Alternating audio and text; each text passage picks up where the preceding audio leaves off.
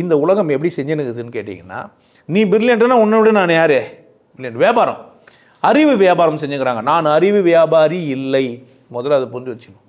கடவுள் வியாபாரி நான் இல்லை, கடவுள் சூன்யம், நான் தெளிவாக சொல்லிட்டேன். அது இல்லை. கடவுளை அடைவதற்கான பயிற்சிக்கான வியாபாரி நான் ஒன்று. வாழ்க்கை வியாபாரி நான் இல்லை, வாழ்கிறதுக்கான கற்றுக் கொடுக்குறதுல இப்படி வாழு, இப்படி புரிஞ்சுக்கோ, இப்படி பாரு, ஏன்னா உனக்கு பார்க்க தெரில, இப்படி பாரு, இந்த வியாபாரி நான்.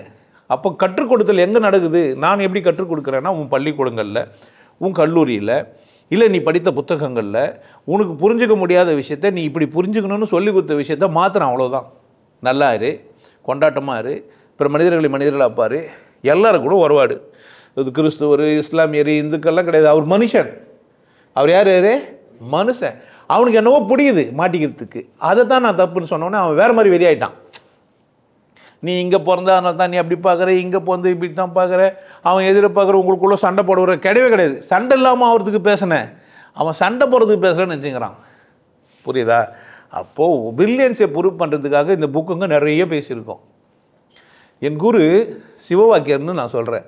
ஏன் திருமுறையில் சொல்கிறேன்? 9 தந்திரம் சொல்லிடுறாரு, 3000 பாட்டு படிக்கிறார். இல்லை ஏன் சொல்ல? பில்லியன்ஸ் இருக்குது அதில். நிறைவு அத்தனுக்கு நிறைவை சொல்லணும். நாங்கள் போனோம், ஒரு 5 பேர் இருந்தோம், 8 பேர் கொண்ட குழு, நாங்கள் படிக்க போனோம். அவர் மேலேருந்து வந்தார், நந்தி தெளிவாக சொல்லிடுறான். என் குரு பளிச்சுன்னு சொல்லிடுறான். ஆனால் அவன் குருவை சொல்லலை. ஏன் அப்படி சொல்லலைன்னா, அவனுக்கு ஏதோ முரண்பாடு படுது குருக்கும் அவனுக்கும். அதான் அவன் பிரச்சனை. எனக்கு குரு யார் அப்படின்னா சிவவாக்கியர். நான் உனக்கு குருவாக இருந்து உதவுறேன்னா நான் உனக்கு குரு, இல்லைன்னா நான் யாரும் இல்லை, குரு இல்லை. நீ தேவையில்லாத கேள்விக்கெல்லாம் கேட்டு பொருள் தேடாத, வானா அது விட்டுரு. நான் தான் தெளிவாக சொல்லிட்டேன்ல, நீ வந்துக்கிற, நீ மகிழ்ச்சியாக இருக்கணும், நீ கொண்டாட்டமாக இருக்கணும், உனக்கு இது தேவை.